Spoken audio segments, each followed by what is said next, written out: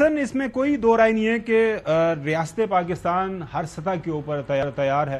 Federal government हो, provincial government हो, हमारे जो लॉ इन्फोर्समेंट के तमाम इदारे हैं, कोशिश हमेशा से यही रही है कि जो है जो भी मसाइल हैं, फ़र्ज़ करें वो लोग जिनको मिसलीड किया गया हुआ है बलूचिस्तान के अंदर, वो जो पाकिस्तानी जो किसी वजह से उनके जो बदगुमानी है उनके ज़हनों में, उनको दूर करने के लिए तो उनके साथ बातचीत की जा सकती है।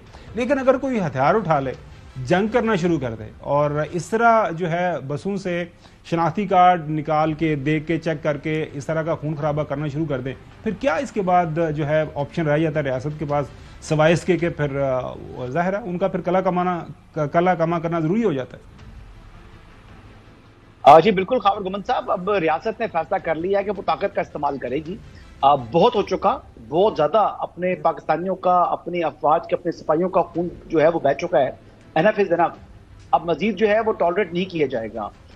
इसके साथ साथ मैं आपको ये भी बताता चलूं कि रियासत पाकिस्तान को ये भी सोचना होगा कि जो BLA या BLF का जो पोलिटिकल विंग है, उनको भी आईनी हाथों से निपटना होगा।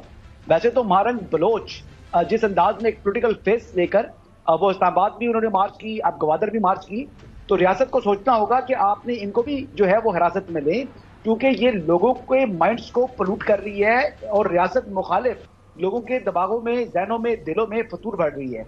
आप ये सोचें कि हजारों, 20,000 का काफिला वो खातून लेकर गई, उसके पास ये वसाइल कहाँ से आए, कहाँ से वो 3-3 टाइम का खाना ये 20-20 हजार लोगों को वो अफोर्ड कर रही है? कोई तो फंडिंग कर रहा है।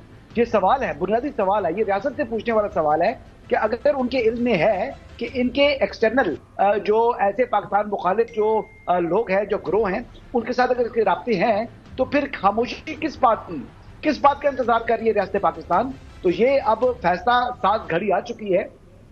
वो लोग जिन्होंने हथियार उठाए हैं उनके खिलाफ भी कार्रवाई होगी, और वो लोग जो उन हथियार उठाने वालों का पोलिटिकल विंग है, उनके लिए हमदर्दियां सिमटने वाले, उन लोगों के लिए ना हक आवाज उठाने वाले, ना हक आवाज कि वो रियासत मुखालिफ थे, वो खातून जो गुज़िश्ता रोज जिसने जो है वो खुदकुश हमला किया, उसके लिए हमारी ही सोसाइटी के लिबरल्स वो आवाज उठा रहे थे कि ये खातून को आपने जो है बेगुनाह आपने रखा।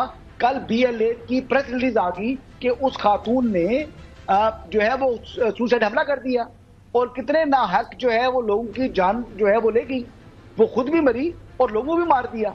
तो इस किस्म के लोगों के हवाले से हमें भी सोचना होगा और रियासत को अपनी पॉलिसी को और पॉलिसी की सिमत को दुरुस्त करना होगा।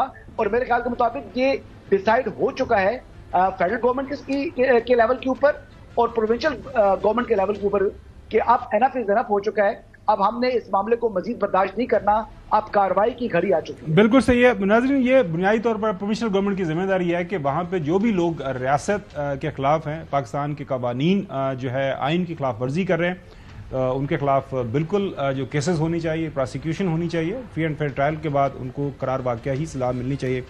नकवी साहब, कल से लेके आज तक हम देख रहे हैं जो डिफरेंट वाक़यात हुए, इंटरनेशनल जो है वो भी एक रिएक्शन आया है। ज़ाहिर है इतनी बड़ी तादाद के अंदर किसी भी मुल्क के अंदर, ख़ास तौर पर पाकिस्तान आर्मी के जवानों की शहादत, और आज भी जब वादी तीरा से भी जो खबर आई है, तो ये it's a matter of great concern. So इस जो इंटरनेशनल रिएक्शन है, इसको किस तरह देखते हैं आप? देखिए, इंटरनेशनल रिएक्शन की बाद में बात करते हैं। पहले इस पूरे जंग को 3 हिस्सों में समझते हैं। पहला हिस्सा इसका यह है कि अमेरिका जैसा ताकतवर तरीन मुल्क जंगी लिहाज से वो अफगानिस्तान में जब जंग करने आया तो वो क्यों नहीं कामयाब हो सका?